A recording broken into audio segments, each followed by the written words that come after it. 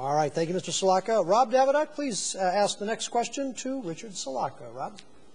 Sir, as it pertains to the Macomb County Executive, if there is a push for a Macomb County Executive, would you support that? And also, would you be willing to use city funds to support a Macomb County Executive? Okay. First of all, I'll answer the second part of your question. No, I wouldn't be willing to spend city funds to support a Macomb County Executive.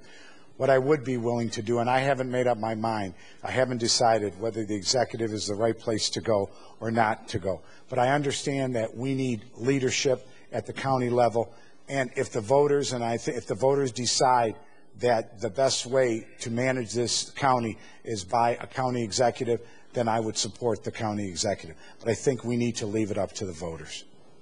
Jim Fouts, rebuttal. Regional approach to the helicopter unit could be one way to solve the financial problem.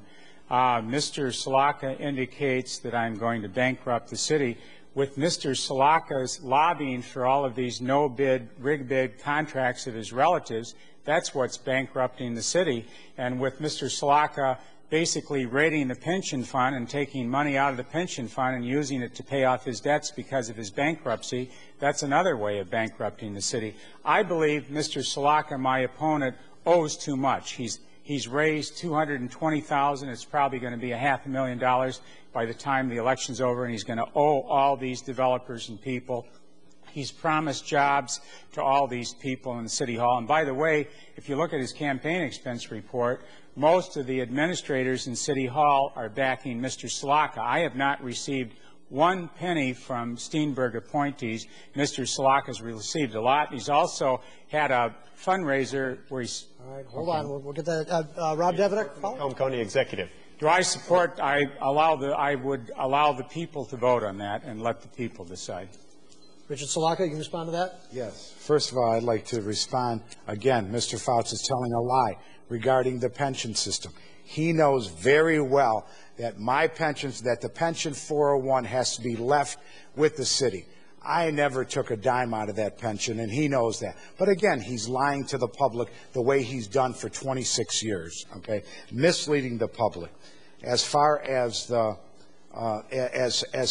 what he talks about with Sigma Associate, Sigma was not I disclosed any relationship I had with Sigma, which she was my cousin, but Mr. Fouts, again, is making it an issue because there are no issues. The issue is his $1 million pension. That's the issue. Mr. Fouts, why don't you admit you have a $1 million pension? You were at the council meeting. Why didn't you tell him it was you and Mr. Demas who made the deal? You walked in Mr. Demas's room, and you made a deal 36 hours after the election. You and George Demas made the deal.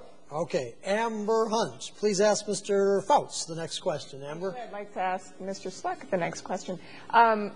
He's brought up your cousin quite a few times, and so I'd like to give you the opportunity to explain. Isn't it my turn now? It's actually Jim Fouts. Let me get Jim. It's okay. Jim Fouts. They can each answer it, though. You can each answer. I'm looking to find out exactly what you mean by this cousin relationship. Okay, I want to review what the question was again, because he was rambling on, and I forgot the question in his rambling. Okay. You've brought up his cousin and a business venture several times. Can you expand on that for people who don't know what you're talking about? Okay. His cousin got several years ago, his cousin who owns Sigma and Associates got a bid to do some efficiency work and engineering work with the waste treatment plant. And originally it was for $300,000, and that ballooned to $6 million. In addition, they were asked to help design the sand filters. And one of his supporters, Mr. Monet, admitted that they didn't design it right, and that cost the taxpayers, it will be probably an additional $1 to $2 million. And we have a lot of professional services like that that are costing the taxpayers a lot of money. If we eliminated those so-called professional services, which are really rigged bid because they're no-bid contracts where people get the bids because they have friends or relatives in city government, then we could save the taxpayers money. But I must remind Mr. Sulaka, if he wants to save the taxpayers money, he should pay back the $456,000 that he owes the taxpayers from lack of attendance. Mr. Sulaka, rebuttal.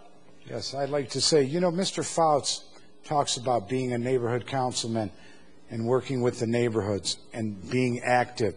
But you know what? Mr. Fouts has never served on a committee.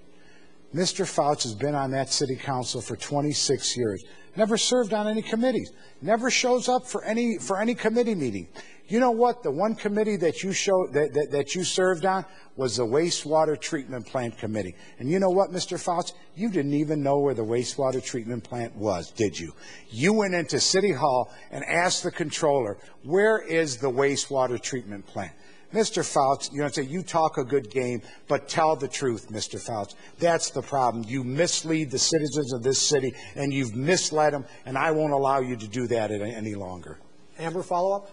Yeah, I was still hoping to find out your take on the cousin business venture. I mean, he's mentioned it many, many times. There is no take on it, Amber. There's no take on it. I revealed my relationship with that she was my cousin, and I was not on the council. I was clerk. Clerks don't run. The mayor recommended to the council that her bid get approved.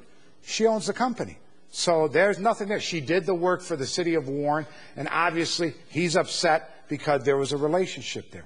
I don't know. If there was any fraud, then you should report it to whoever the FBI or the state police or whoever it is. He can sit here and make accusations. But let me tell you something. There's nothing to those accusations. As a matter of fact, my cousin supported my opponent.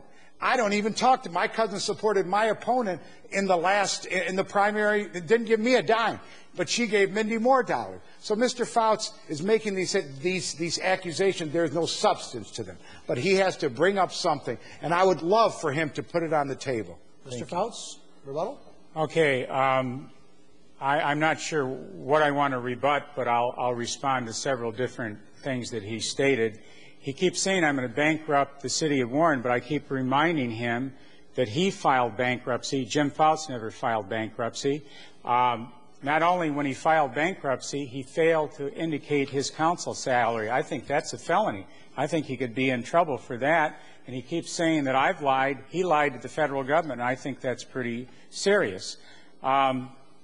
In a deposition under oath, he talks about being a leader, but when it came to a deposition under oath dealing with the insurance lawsuit, which he had voted the wrong way on, they asked him what his job was of clerk, and he said, quote, I don't do the day-to-day work, I don't know.